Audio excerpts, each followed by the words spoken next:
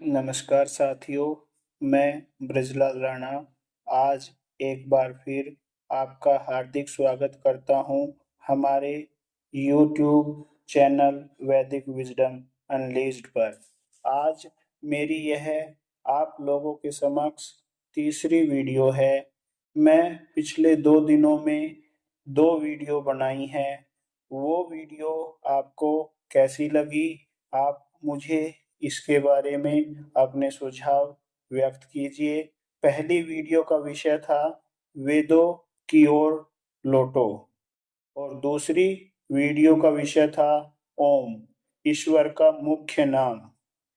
उसी सिलसिले में आज मैं आप लोगों के समक्ष एक और नई प्रस्तुति लेकर आया हूं, जिसका विषय है महर्षि दयानंद सरस्वती जी का जीवन परिचय। महर्षि दयानंद सरस्वती भारतीय संस्कृति और धर्म के पुनरुत्थान के अग्रदूत, आर्य समाज के संस्थापक और वेदों के प्रचारक थे।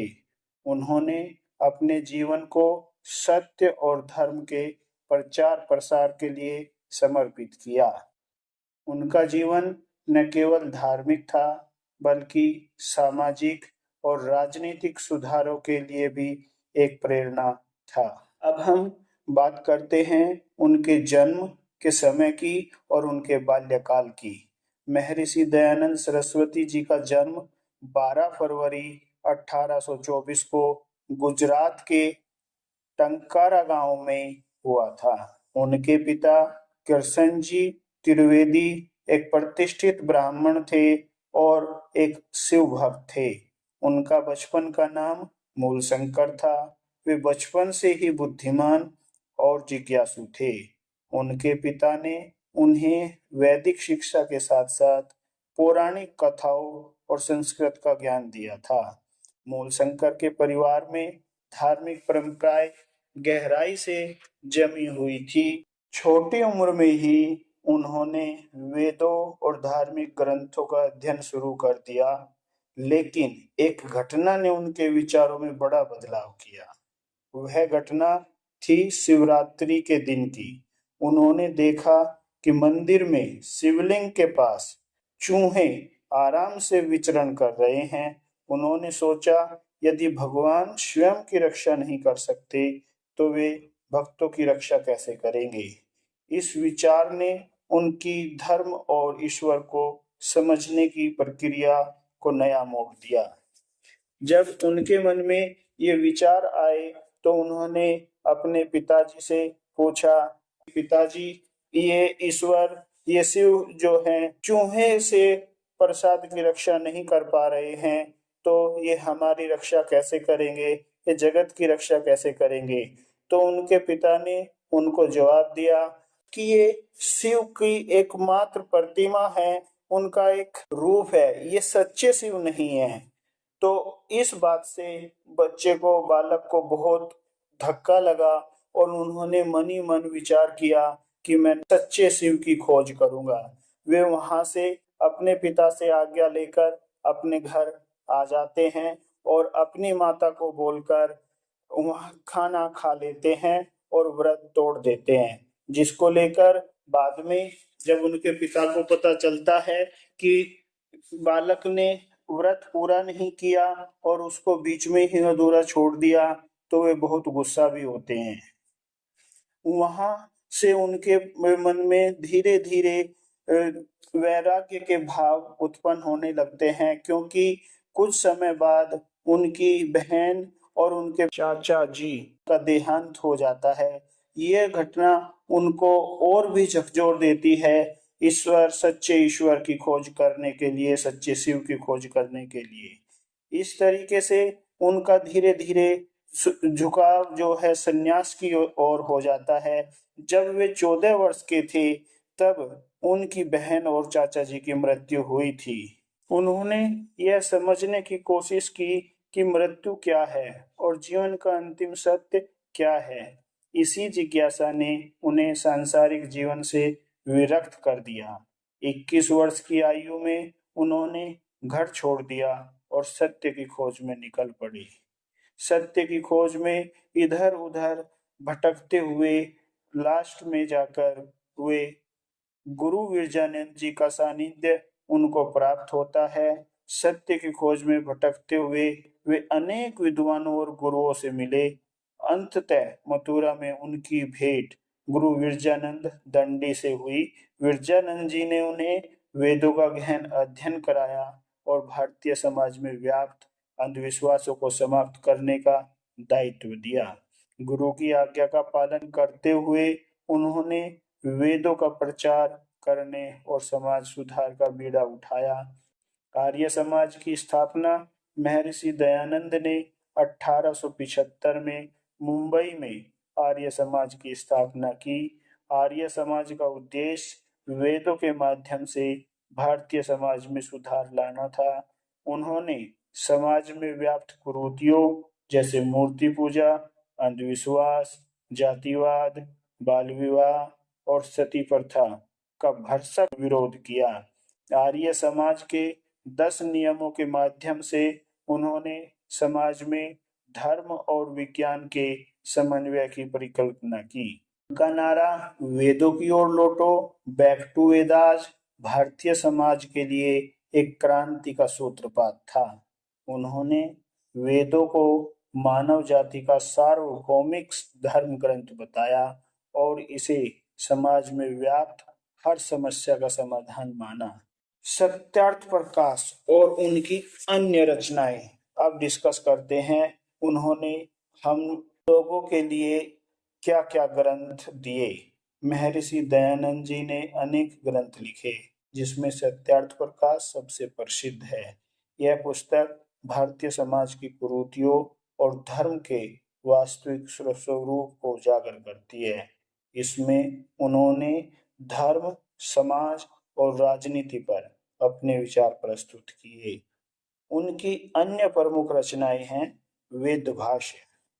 उन्होंने वेदों की वैज्ञानिक और तार्किक व्याख्या की। संस्कार विधि, जिसमें उन्होंने वैदिक संस्कारों का विवरण दिया। जो जन्म से लेकर मृत्यु पर्यंत 16 संस्कार होते हैं। इस संस्कार विधि नामक ग्रंथ में उन्होंने ये सभी 16 संस्कार विस्तार पूर्वक विधि पूर्वक दिए हुए हैं।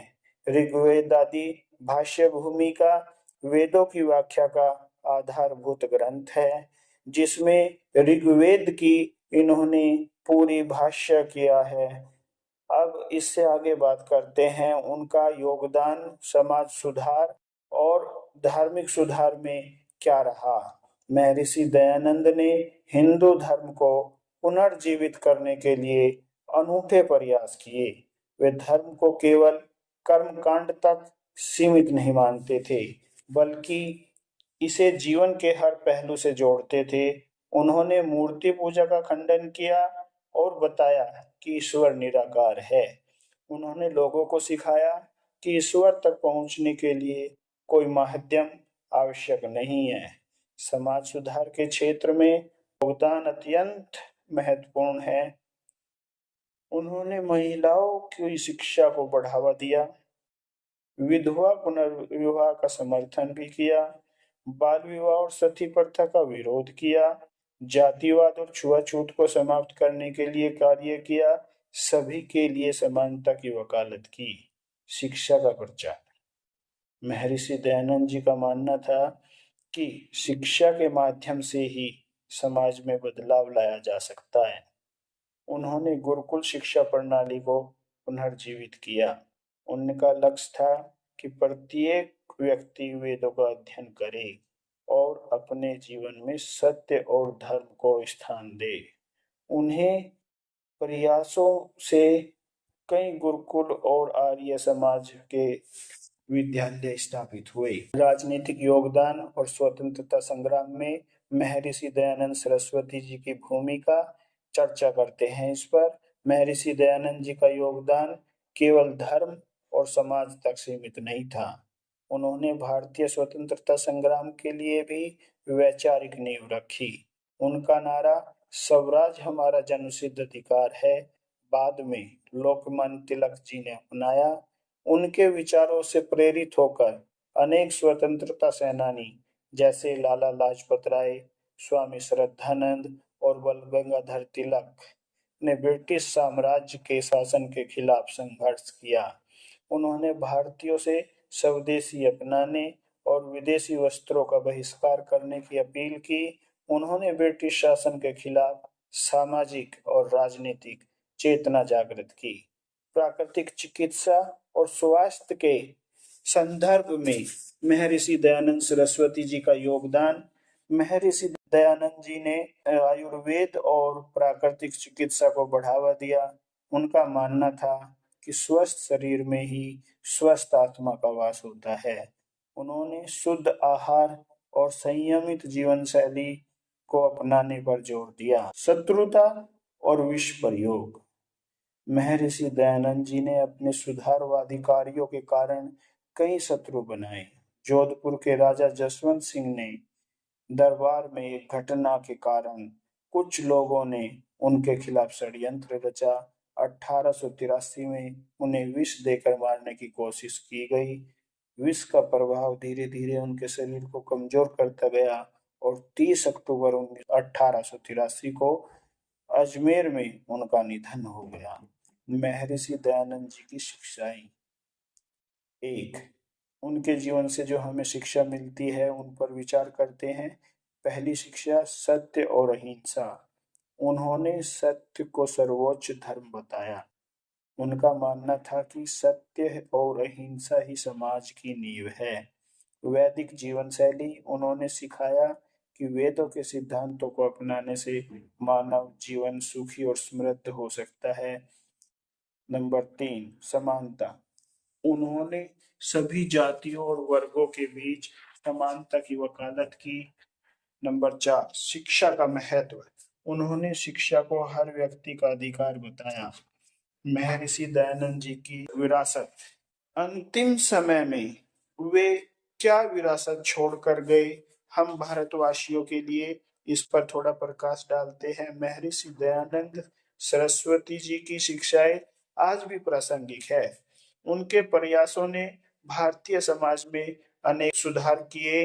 आर्य समाज उनके सिद्धांतों के प्रचार प्रसार में आज भी सक्रिय है। उनकी रचनाएं और विचार भारतीय संस्कृति और धर्म के मूल्य धरोहर है। निष्कर्ष। महर्षि दयानंद सरस्वती के जीवन को मैं अपने शब्दों में संयोजित कर सकूं ऐसा मेरा सामर्थ्य नहीं है, क्योंकि वे एक महान विभूति थे। वे इस धरती पर ऋषि परंपरा में आखिरी ऋषि थे।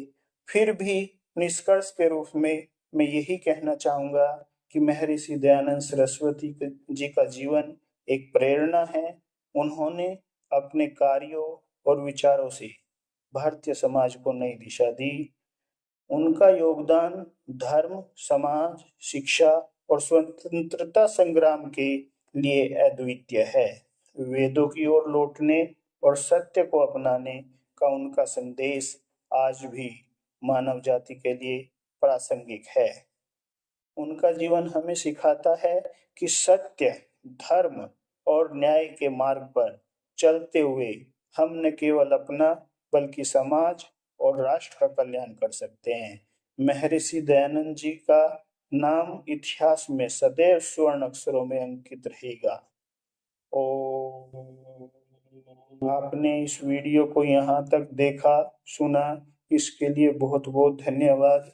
आप सभी से फिर एक बार विनम्र अनुरोध है कि आप कृपया हमारे वीडियो को लाइक करें, शेयर करें, हमारे चैनल को सब्सक्राइब करें और अधिक से अधिक लोगों तक हमारे चैनल को पहुंचाने का प्रयास करें, ताकि हम आप लोगों के सहयोग से अपने इस चैनल के माध्यम से आप सभी के लिए अच्छी अच्छी वीडियो ला सके। आप सभी का बहुत बहुत धन्यवाद।